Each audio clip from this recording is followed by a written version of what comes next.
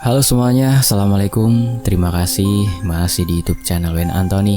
Dalam kisah terbaru, tanpa restu dari sang ibu, Aldi dan Sinta memulai hidup baru di rumah warisan peninggalan kakek setelah mereka melakukan pernikahan.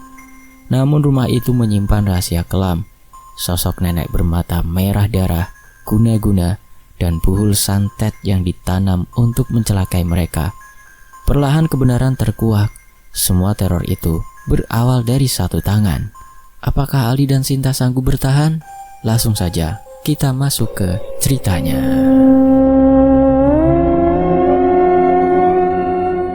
Hujan gerimis baru saja reda ketika rombongan kecil itu meninggalkan kantor urusan agama. Tidak ada pesta meriah, tidak ada tenda dengan kursi berjajar rapi seperti lazimnya pernikahan. Hanya penghulu, 2 saksi, dan beberapa teman dekat yang ikut menjadi saksi sahnya pernikahan Aldi dan Sinta. Perasaan Sinta campur aduk, bahagia karena akhirnya resmi bersanding dengan lelaki yang dicintainya. Namun juga getir sebab keluarga Aldi, terutama ibunya, sama sekali tidak merestui. Ibu itu keras kepala, Sin. Aku udah coba bicara, tapi beliau tetap percaya kalau kamu pembawa sial, ujar Aldi lirih ketika mereka berjalan bersama menuju rumah kontrakan sementara, tempat mereka singgah sebelum menempati rumah warisan. Sinta hanya menunduk. Ucapan itu sudah sering ia dengar. Sejak awal mengenal Aldi, ibunya menolak mentah-mentah hubungan mereka. Dulu alasan yang dipakai karena Sinta anak yatim piatu, dianggap tidak punya garis keturunan yang jelas. Belakangan tuduhan lebih kejam muncul. Sinta dianggap membawa nasib buruk. Iya mas, yang penting kita udah sah. Kita buktikan saja dengan hidup bahagia, ucap Sinta mencoba menenangkan, meski hatinya sendiri bergetar. Beberapa hari kemudian, pasangan muda itu pindah ke rumah warisan keluarga Aldi. Rumah itu berada di pinggiran kota, berdiri di atas tanah cukup luas, dengan pohon-pohon besar mengelilinginya. Dari luar, bangunannya tampak megah, dinding tinggi, jendela besar, dan pintu kayu jati berukir. Namun semakin dekat, jelas terlihat bahwa rumah itu sudah lama tidak terurus. Cat dinding mengelupas, kaca jendela berdebu, dan halaman dipenuhi ilalang setinggi pinggang. Sinta menelan ludah, berdiri memandangi rumah itu sambil menggenggam tangan Aldi. Kamu yakin kita bisa tinggal di sini? Aldi tersenyum kaku. Ini peninggalan kakekku. Aku yakin tempat ini bisa kita rawat kembali. Toh ini udah jadi rumah kita sendiri. Butuh waktu seminggu penuh untuk membersihkan rumah. Setiap hari Sinta menyapu, mengepel, dan mengelap jendela, sementara Aldi menebas ilalang dan memperbaiki atap bocor. Bau apek yang pekat memenuhi setiap sudut ruangan, terutama kamar belakang yang jarang dibuka. Kadang mereka menemukan tikus mati, kadang pula ular kecil menyelinap dari sela lantai. Namun meski lelah, ada semacam rasa puas ketika sedikit demi sedikit rumah itu tampak layak huni. Malam pertama mereka di rumah tersebut, hujan turun deras. Angin kencang membuat dedaunan menampar kaca jendela. Listrik sempat padam, meninggalkan rumah dalam kegelapan sebelum akhirnya menyala kembali. Sinta merasa tubuhnya menggigil. Ia berusaha memejamkan mata, namun perasaan tidak nyaman terus menghantui. Dalam tidurnya, Sinta bermimpi aneh. Ia melihat seorang wanita tua duduk di kursi goyang di ruang tamu. Wajah wanita itu dipenuhi keriput, namun matanya, astaga, matanya meneteskan darah yang mengalir seperti air mata. Tatapan itu menembus jiwanya, penuh kebencian, seolah ingin mengusirnya. Sinta terbangun dengan nafas tersengal. Keringat dingin membasahi tubuhnya. Ia menoleh ke samping. Aldi masih terlelap dengan dengkuran halus. Dengan gemetar, Sinta menutup wajahnya dengan selimut, mencoba menenangkan diri hingga akhirnya kembali tertidur. Esok paginya, Sinta menceritakan mimpinya pada Aldi saat sarapan. Mas, semalam aku mimpi buruk. Ada nenek tua, matanya berdarah. Dia menatapku tajam sekali, rasanya nyata. Aldi hanya menghela nafas. Sin, kamu jangan terlalu dipikirkan. Itu cuma mimpi. Wajar kalau kamu stres, apalagi kita baru pindah ke tempat yang asing. Ditambah lagi masalah dengan ibu, pasti pikiranmu kacau. Tapi rasanya bukan sekedar mimpi, Mas. Aku bisa mengingat jelas wajahnya. Dia seperti... Sinta menghentikan ucapannya, tak sanggup melanjutkan. Aldi meraih tangan istrinya. Udah Sin, jangan ditakut-takuti sendiri. Percayalah, ini cuma perasaanmu saja. Sinta mengangguk meski hatinya tidak sepenuhnya tenang. Ia mencoba mengalihkan pikiran dengan merapikan ruang tamu. Namun setiap kali melewati kursi kayu tua di pojok ruangan, bulu kuduknya berdiri. Kursi itu persis sama dengan yang ia lihat dalam mimpi, retak di salah satu sandarannya dan goyangan kecil jika disentuh. Malam berikutnya, mimpi itu kembali datang. Kali ini lebih jelas. Wanita tua itu berdiri di ujung ranjang. Rambutnya tergerai acak-acakan dan darah mengalir deras dari kedua mata. Suaranya parau, berbisik dekat telinga Sinta. Pergi dari sini. Rumah ini bukan milikmu. Sinta menjerit kencang hingga Aldi terbangun. Astaga Sin, kenapa lagi? Aldi memeluknya berusaha menenangkan. Sinta terisak. Dia sekarang ada di sini, Mas. Dia berdiri di dekat ranjang kita. Aku melihatnya. Aldi menyalakan lampu kamar, menatap sekeliling dengan wajah tegang. Tidak ada siapapun, hanya mereka berdua. Ia menghela nafas panjang, lalu membelai rambut istrinya. Kamu terlalu lelah. Sudahlah, jangan dipikirkan. Meski Aldi mencoba meyakinkan dirinya sendiri bahwa itu hanya mimpi, ada sesuatu di sorot matanya yang menunjukkan keraguan. Malam itu ia tak bisa lagi tidur nyenyak. Suara-suara aneh dari plafon, angin yang menderu lewat celah jendela, semua terasa berbeda. Sinta memeluk Kuling erat-erat. Tubuhnya gemetar. Ia sadar rumah warisan ini menyimpan sesuatu yang jauh lebih kelam daripada yang Aldi kira. Dan entah mengapa ia merasa dirinya yang paling dibenci oleh sosok tak kasat mata itu. Hari-hari berikutnya, suasana di rumah warisan itu semakin berat bagi Sinta. Sejak ia mengalami mimpi buruk pertama, perasaan diawasi tidak pernah hilang.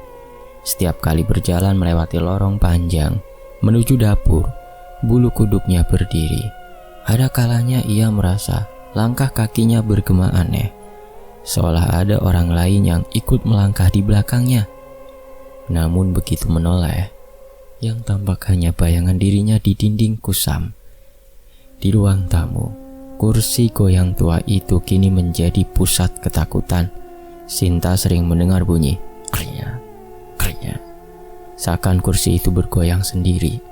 Pernah suatu sore ketika ia tengah menyapu lantai, kursi itu bergerak pelan padahal tak ada angin yang masuk. Debu yang menempel pada lantainya pun berterbangan, membuat Sinta menutup hidung sambil menatap kursi itu dengan ngeri.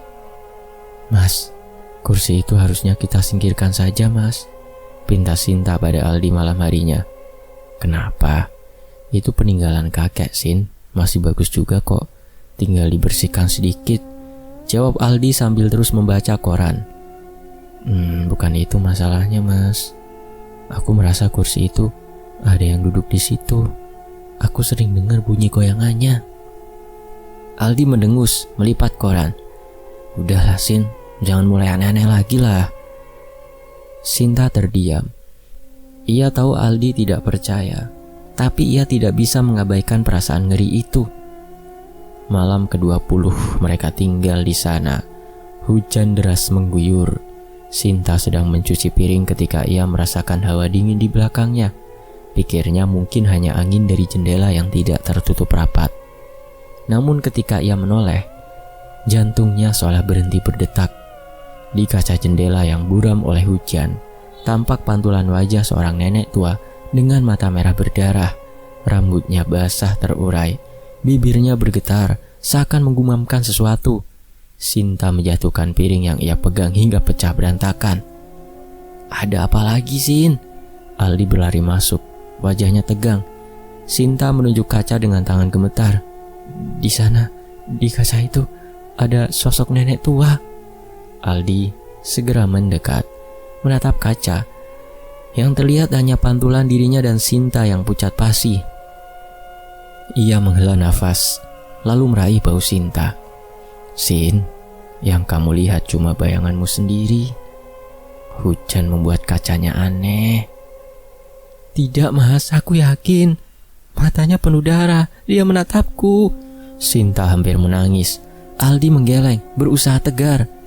Sudahlah, jangan biarkan pikiranmu dikuasai hal-hal begitu. Kita harus kuat. Meski Aldi berkata begitu, Sinta tahu ia tidak berbohong pada dirinya sendiri. Apa yang ia lihat jelas bukan bayangan. Gangguan itu semakin sering terjadi. Kadang saat Sinta menjemur pakaian, ia melihat sosok nenek tua itu berdiri di tepi halaman, hanya beberapa meter darinya.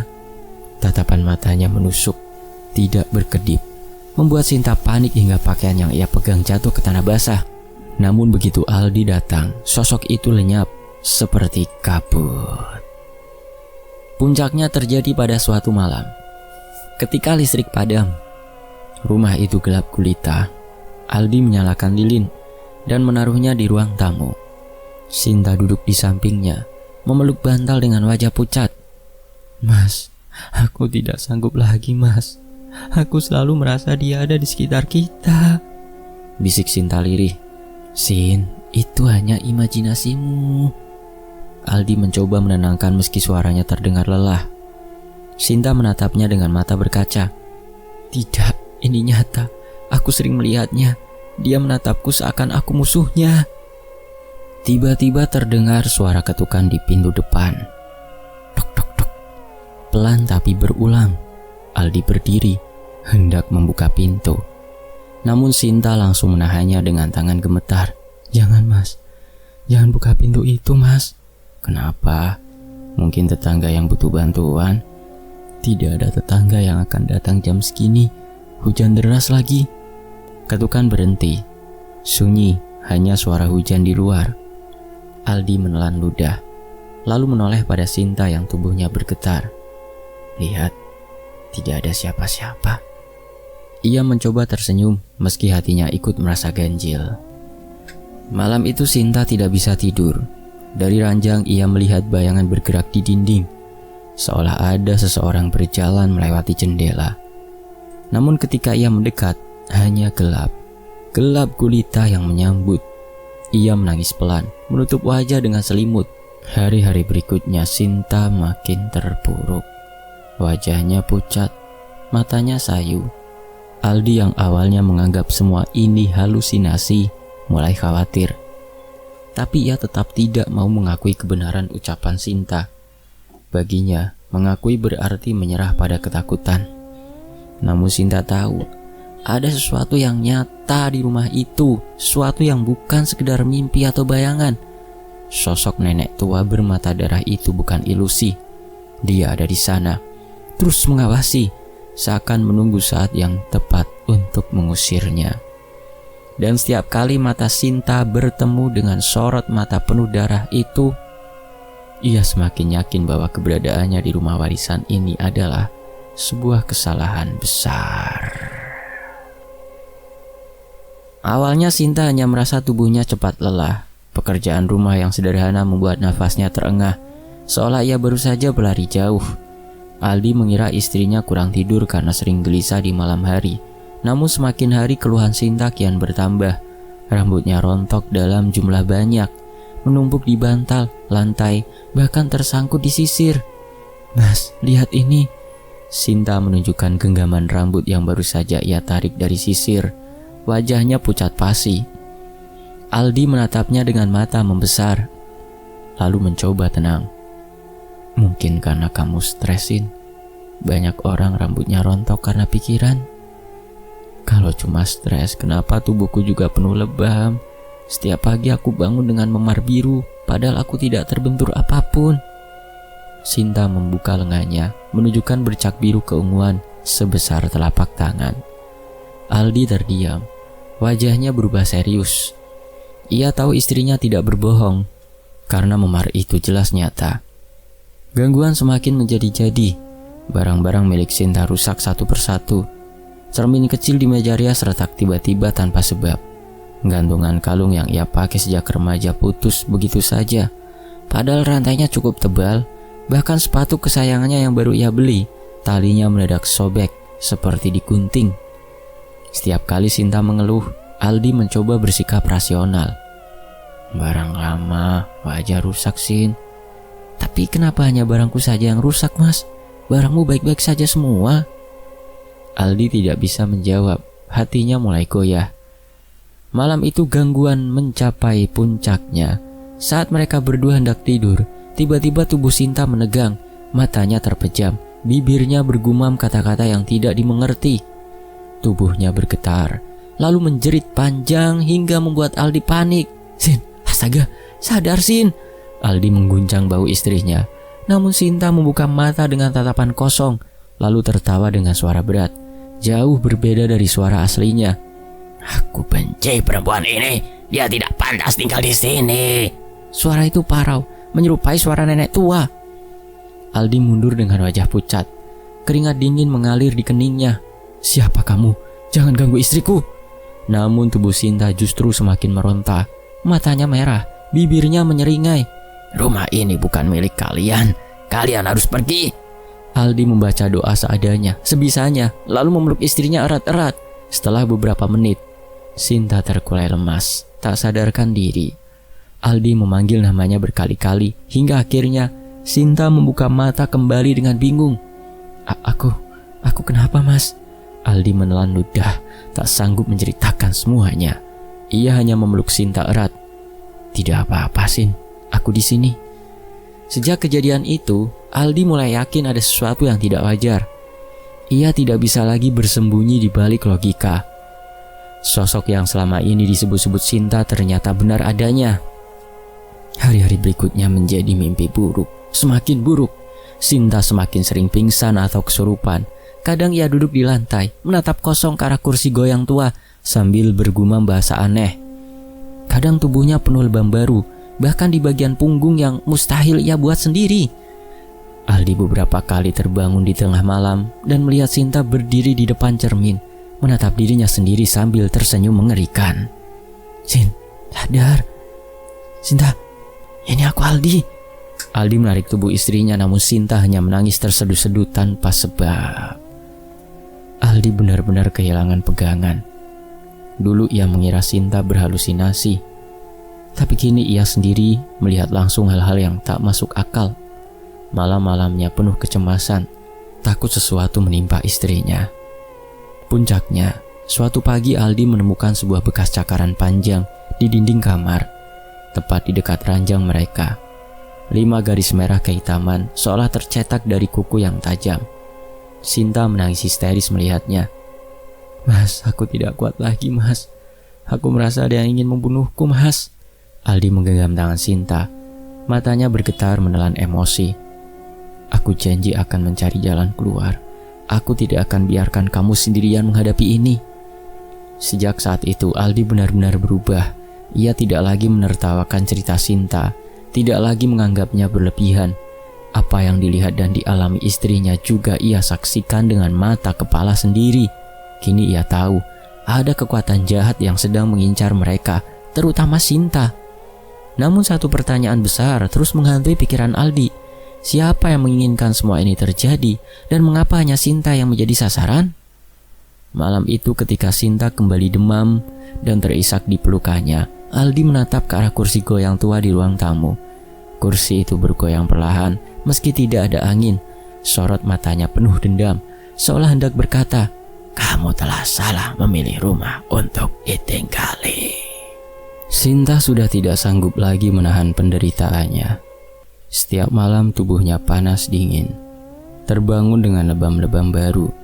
Bahkan rambutnya rontok semakin parah, hingga menyisakan kebotakan kecil di bagian belakang kepala. Aldi yang selama ini keras kepala akhirnya luluh. Ia tidak tega lagi melihat istrinya semakin terpuruk. Sin, kita perlu minta pertolongan. Aku tidak bisa lagi hanya mengandalkan diriku sendiri, ujar Aldi suatu sore setelah Sinta jatuh pingsan usai kesurupan. Sinta menatapnya lemah, tapi di matanya ada secercah harapan. Aku tahu ada seseorang yang bisa membantu kita, namanya Pak Rahman. Aku pernah dengar beliau sering menolong orang yang diganggu hal-hal seperti ini. Tanpa pikir panjang, Aldi langsung membawa Sinta ke rumah Pak Rahman. Malam itu juga. Rumah Pak Rahman sederhana, berdinding kayu dengan halaman penuh pohon kelapa. Begitu melihat kondisi Sinta, Pak Rahman menghela nafas panjang. Kasihan sekali, kalian harus tabah ya, katanya lembut. Ia memandangi Sinta, lalu berkata, ini bukan sakit biasa. Ada sesuatu yang ditanamkan pada dirimu. Sinta menunduk, air matanya menetes. Aldi menatap Pak Rahman dengan wajah penuh tanya. Maksudnya bagaimana, Pak? Pak Rahman mengambil segelas air putih, membacakan doa di atasnya, lalu memberikannya pada Sinta. Setelah meminumnya, tubuh Sinta tiba-tiba kejang, matanya terpejam rapat, mulutnya bergumam dengan suara yang bukan miliknya. Dia harus pergi, dia tidak pantas tinggal di rumah itu, rumah ini bukan miliknya. Aldi meraih bahu istrinya, sementara Pak Rahman tetap tenang, terus melantunkan ayat-ayat suci hingga akhirnya tubuh Sinta terkulai lemas. Ini sudah jelas kiriman, Mas Aldi, kata Pak Rahman serius. Ada seseorang yang menggunakan media untuk menyakiti istri sampean. Biasanya berupa boneka kecil atau benda yang ditanam di sekitar rumah. Nanti saya atur waktu untuk ke rumah sampean. Sepulangnya dari rumah Pak Arman, Aldi mulai ikut merasakan kejanggalan. Saat ia mencuci muka di kamar mandi, tiba-tiba di cermin muncul bayangan wanita tua bermata darah berdiri tepat di belakangnya. Aldi terlonjak mundur, hampir jatuh. Ketika ia menoleh, tidak ada siapapun. Malam berikutnya Aldi terbangun karena mendengar suara lirih dari arah loteng. Suara itu begitu familiar, suara ibunya. Aldi, pulanglah nak, pulanglah ke rumah.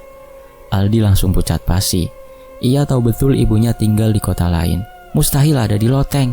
Sinta yang terbangun ikut mendengar, lalu menangis ketakutan. Itu suara ibu, kenapa ada di sini, Mas? Aldi tak mampu menjawab, hatinya bergetar, mulai menyadari ada kaitan antara ibunya dengan semua yang terjadi. Namun ia tidak berani mengatakannya pada Sinta. Pagi itu Aldi memberanikan diri melaksanakan saran Pak Rahman. Ia berjalan keliling rumah sambil memercikan air doa. Setiap sudut kamar dan lorong ia perciki air. Sinta mengikuti dari belakang, menggenggam tasbih sambil melantunkan doa dengan suara lirih. Ketika Aldi memercikan air di kamar tidur, terdengar suara seperti desisan marah dari bawah ranjang. Sinta menjerit dan bersembunyi di balik tubuh Aldi.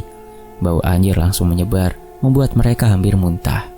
Di luar, angin berembus kencang, membuat dedaunan pohon kelapa beradu keras. Dari kejauhan, Sinta melihat sosok nenek tua itu berdiri di halaman, menatap ke arah kamar mereka. Matanya tetap meneteskan darah, tapi kini wajahnya tampak lebih marah. Mas, dia tidak mau kita menemukan benda itu, Mas. Benda yang dimaksud Pak Rahman, bisik Sinta dengan wajah pucat. Aldi meraih dengan istrinya, menatapnya dengan tekad yang baru. Nanti Pak Rahman akan kesini, insya Allah, semoga bisa. Apapun yang terjadi, kita harus lawan. Kita tidak bisa terus-terusan dikuasai rasa takut. Insya Allah nanti Pak Rahman bisa bantu. Malam itu meski ketakutan menyelimuti, Aldi untuk pertama kalinya merasa mantap. Ia tidak lagi menutup mata pada kenyataan. Apapun yang bersembunyi di rumah itu, ia harus menghadapinya demi menyelamatkan Sinta. Sore itu langit tampak redup. Awan menggantung berat seolah menyimpan sesuatu yang kelam. Aldi dan Sinta duduk di ruang tamu dengan wajah pucat. Mereka sudah tidak kuat lagi menghadapi gangguan yang terus menghantui. Saat itulah suara salam terdengar dari pintu depan. Assalamualaikum. Suara berat itu membuat mereka bergegas berdiri. Seorang pria dengan langkah tenang, Pak Rahman. Sorot matanya memancarkan wibawa yang dalam sore itu. Waalaikumsalam, Pak. Aldi menyambut dengan penuh harap. Sinta menunduk, kedua matanya berkaca-kaca. Pak, tolong kami. Saya sudah tidak kuat lagi, Pak. Pak Rahman tersenyum tipis, lalu duduk di kursi ruang tamu. Ia menatap sekeliling rumah, menghela nafas panjang. Astagfirullah. Benar, saya sudah bisa merasakan Ada sesuatu yang sangat kuat bersemayam di sini. Jahat. Sosok nenek-nenek tua itu bukan hanya sekedar arwah gentayangan. Ia adalah penunggu, pesuruh dari seseorang yang dikirim untuk menyakiti kalian. Dan dia berada pada media yang ditanam di sekitar rumah ini. Sinta menggigil. Aldi mengangguk, menunggu arahan. Pak Rahman lalu memejamkan mata, duduk bersila di lantai, tangannya terlipat di pangkuan, bibirnya berkomat kamit membaca doa. Aldi dan Sinta hanya bisa duduk diam, menatap penuh cemas. Beberapa menit kemudian, tubuh Pak Rahman tampak kaku, nafasnya melambat, wajahnya pucat, seolah raganya kosong. Aldi hampir panik, namun Sinta berbisik lirih, "Jangan ganggu, Mas. Pak Rahman sedang meraga sukma." Di alam gaib, Pak Rahman mendapati dirinya berdiri di sebuah pekarangan gelap. Rumah Aldi tampak remang-remang di kejauhan, namun di sekelilingnya hanya ada kabut tebal dan bisikan aneh. Dari kabut itu muncul sosok nenek bermata merah, darah. Tatapannya menusuk, bibirnya terkoyak hingga meneteskan cairan hitam. "Pergi dari sini!" Suara nenek itu menggelegar, bergema seakan datang dari segala arah. Pak Rahman tidak gentar. Ia merapal doa. Cahaya putih berpendar dari telapak tangannya. Sosok itu menjerit, tubuhnya bergetar, namun ia tidak tinggal diam. Tangannya yang keriput memanjang, berubah seperti cakar, menyerang ke arah Pak Rahman. Pertarungan di alam gaib pun dimulai. Suara benturan gaib terdengar, seperti guntur yang pecah. Kabut berputar kencang. Udara dingin menusuk. Pak Rahman melawan dengan bacaan ayat suci, sementara nenek bermata darah melolong kesakitan. Semakin keras doa dipanjatkan, semakin lemah sosok itu, hingga akhirnya tubuh nenek itu retak, hancur menjadi abu, lenyap di telan kegelapan. Pak Rahman tersentak, matanya terbuka kembali di ruang tamu. Nafasnya terengah, keringat membasahi wajahnya. Aldi segera mendekat. "Bagaimana, Pak?" Dengan suara serak Pak Rahman menjawab, "Sosok itu sudah saya lemahkan, tapi sumber kekuatannya masih ada. Ya, puhul yang ditanam di sekitar rumah ini." Mereka bertiga bergegas keluar. Angin sore bertiup kencang, dedaunan kering beterbangan. Pak Rahman berhenti tepat di dekat pagar depan. Ia menutup mata sejenak, lalu menunjuk tanah di bawah pohon kecil. "Di sini letaknya, Mas Aldi. Tolong ambilkan cangkul," ujarnya tegas. Aldi segera mencangkul tanah itu. Baru beberapa lapis tanah digali, aroma busuk menyeruak, menusuk hidung.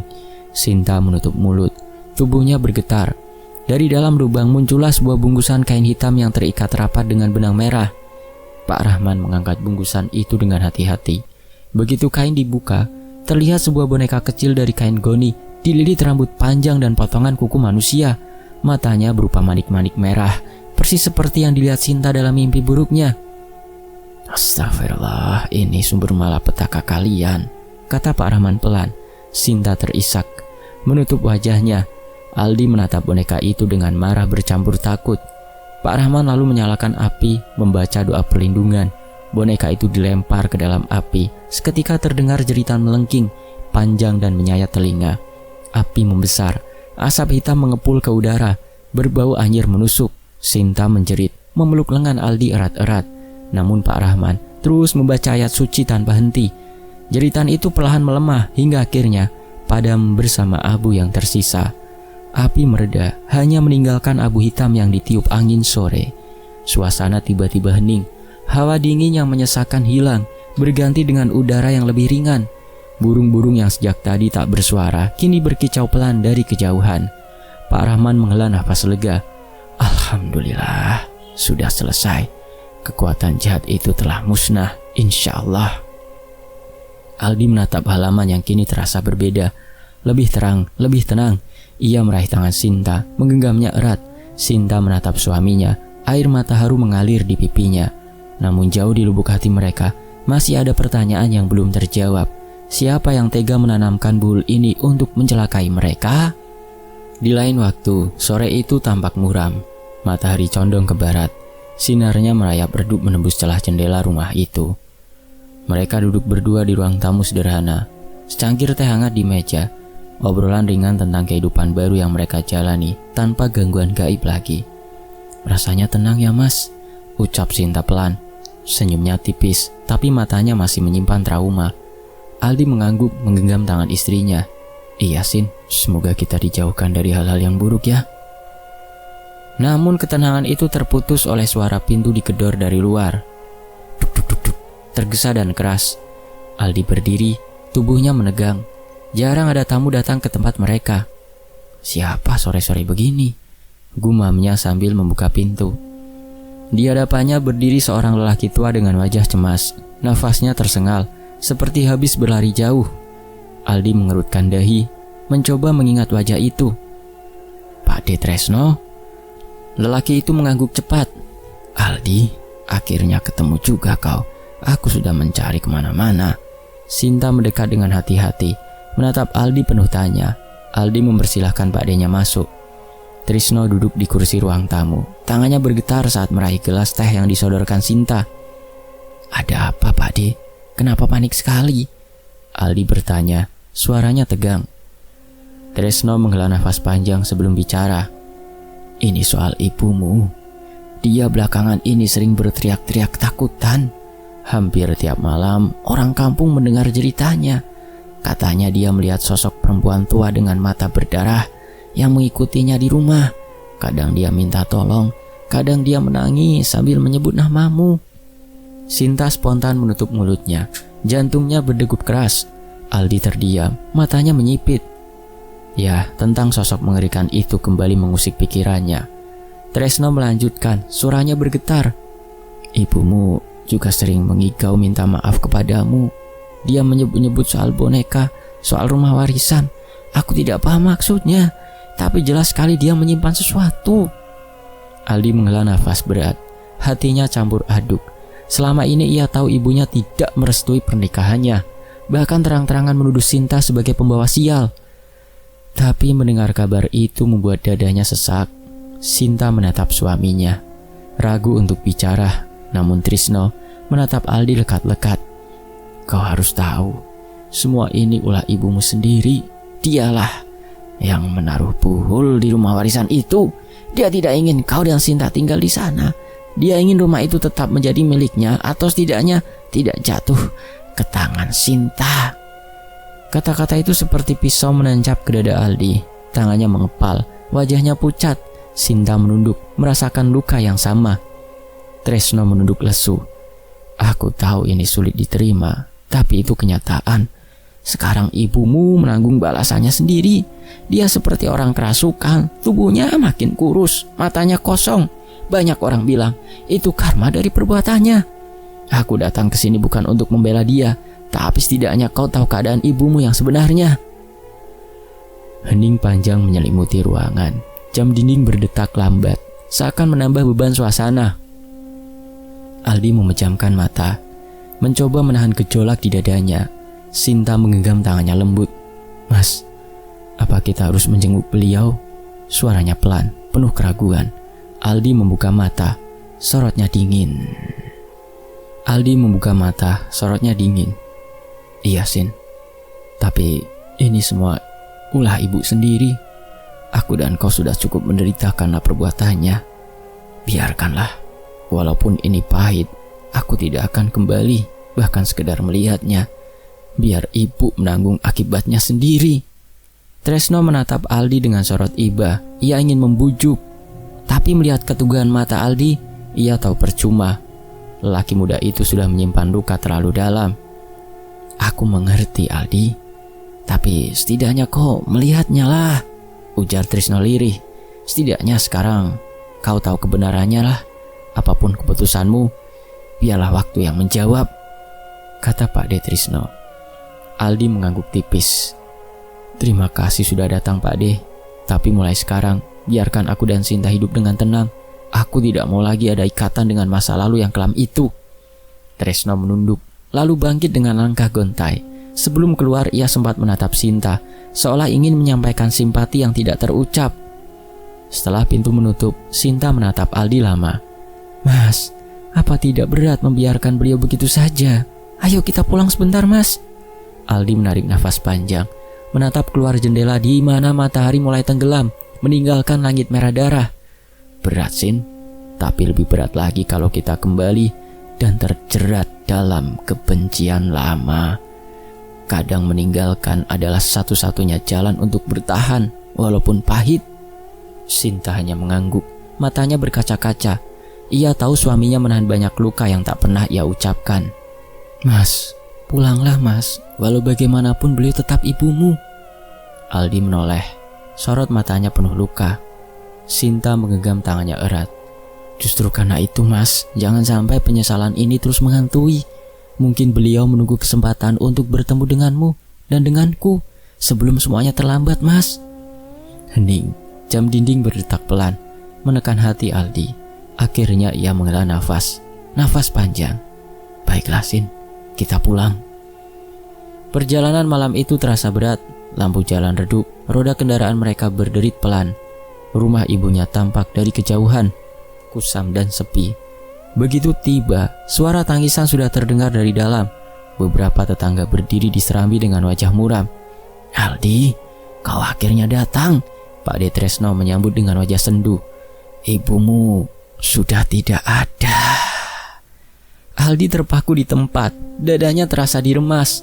Sinta meraih lengannya, menuntunnya masuk. Di ruang tengah terbujur jasad perempuan paruh baya. Wajahnya pucat tapi damai. Ibu, Aldi berbisik. Air matanya jatuh, tangisan pecah. Para tetangga segera menyiapkan pemakaman malam itu juga. Sebagaimana adat desa, lantunan doa bergema menembus malam yang hening. Aldi berdiri kaku di samping jenazah, menahan sesal yang membuncah di dada. Sinta setia di sisinya, menggenggam tangan suaminya agar tetap tegar. Pemakaman berlangsung cepat, sederhana. Tanah merah ditimbun, doa terakhir dipanjatkan. Aldi menatap makam itu lama, seakan ingin mengucapkan semua kata yang tak pernah sempat ia sampaikan. Beberapa hari kemudian, Aldi dan Sinta pulang ke rumah warisan. Udara semakin membaik, terasa adem, terasa ringan, tenang, tanpa aura mencekam seperti dulu. Mas, rumah ini kini semakin nyaman, semakin tenang, ujar Sinta pelan. Merasakan nikmat di ruang tamu. Aldi mengangguk, menatap sekeliling dengan mata yang lebih damai. Mungkin karena sudah tidak ada dendam dan kebencian yang mengikat, semua sudah berakhir. Bulan menggantung di langit, cahaya peraknya menembus jendela kamar, menyelimuti mereka dengan ketenangan. Sinta berbaring di samping Aldi, tersenyum lega. Mas, akhirnya kita bisa tinggal dengan tenang, bisiknya. Aldi meraih tangan istrinya, menatap ke langit-langit kamar. Iya Sin, biarlah masa lalu terkubur bersama ibu. Sekarang hanya ada kita dan masa depan. Malam pun larut dalam keheningan. Hanya suara jangkrik bersaut-sautan di kejauhan menemani awal kehidupan baru mereka. Tamat. Demikianlah sebuah kisah. Semoga terhibur. Saya pamit, sampai jumpa di kisah berikutnya hanya di YouTube channel Wen Anthony. Mohon maaf jika ada intonasi yang kurang pas. Wassalamualaikum warahmatullahi wabarakatuh. Terima kasih semuanya. Alhamdulillah.